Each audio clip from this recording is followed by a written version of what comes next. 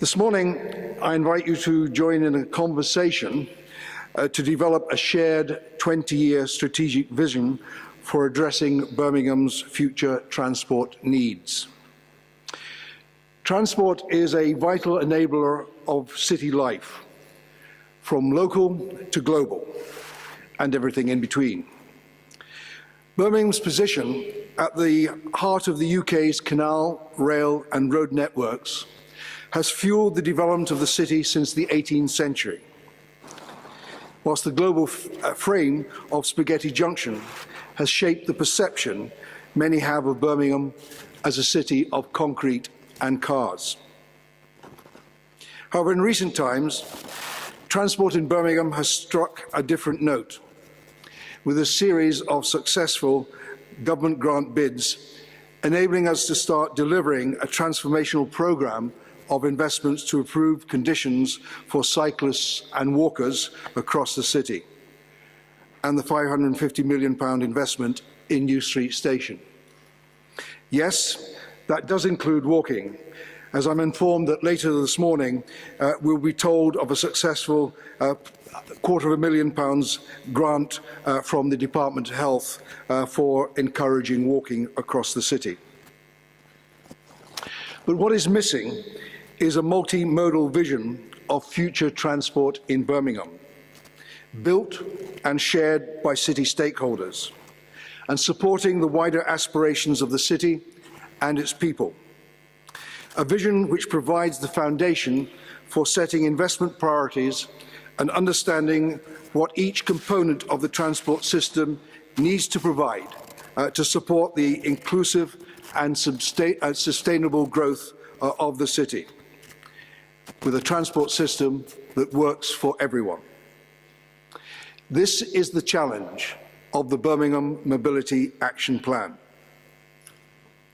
Some months ago, Birmingham City Council commissioned consultants, WSP, to undertake research on current transport in Birmingham, to understand how people are using the present system, what works and what doesn't work, where the pressure points are on the network, and where they will be as the city grows and evolves.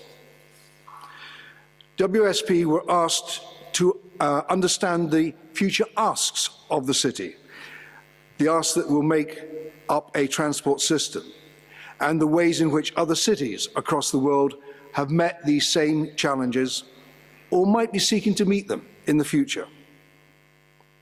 From this analysis, they have developed a framework for addressing Birmingham's future transport needs. This forms the basis of our consultation document, the Birmingham Mobility Action Plan. Now, transport is often described as an enabler, a physical system of infrastructure which allows people, businesses, communities, and indeed cities to achieve their wider aspirations. Building a shared vision for transport in Birmingham starts with a shared understanding of these wider aspirations. We need a three-dimensional approach to the strategic planning and introduction of a new transport system for Birmingham. This was the starting point for the development of the Birmingham Mobility Action Plan. Birmingham needs a go-anywhere transport system accessible to all. At a personal level, this means ensuring that vehicles and public spaces cater for the needs of the frail and the mobility impaired. At the community level, this means ensuring that the most isolated and disadvantaged communities get improved access to jobs, training and amenities. And at a network level, this means rebalancing the allocation of road space to accommodate a modal mix which meets the needs of people and business, both now and in the future, rather than perpetuating the dominance of single occupancy car drivers. Birmingham needs to gain a reputation as the enterprise capital of Britain and the engine of regional growth. To do this, we need a seamless door-to-door transport system, which promotes Birmingham as a place in which people want to live, work, visit and invest. Birmingham also needs high-quality transport connections, including HS2, not only to support growth, but help ensure that opportunities which growth offers are accessible to all Birmingham communities and indeed the rest of the country. A recent report by Centre of the Cities noted that Birmingham has seen a greater centralisation of jobs than almost any other city in the UK, with the city centre being the base of 10.5% of Birmingham jobs and 25% of Birmingham office jobs. The level of knowledge-intensive employment based in the city rose by 35% in the 13 years to 2011. Birmingham's Big City Plan aims to increase the size of the city centre core by 25%, with improved transport connectivity and an emphasis away from private car use and enhanced amenity for walking and cycling being the key ingredients for success. Birmingham needs to be at the forefront of developing transport solutions which balance economic growth against any negative environmental and health consequences. Transport plays a key role in Birmingham's economy, connecting people with jobs and training, with goods and services, and with leisure activity. And so, by its very nature, if more people are accessing employment and education, if more goods are being produced and transported, if people are accessing services and enjoying leisure opportunities, there will be more demand for good transport networks. Now, by 2031, Birmingham's population is projected to grow by an additional 1,500 people.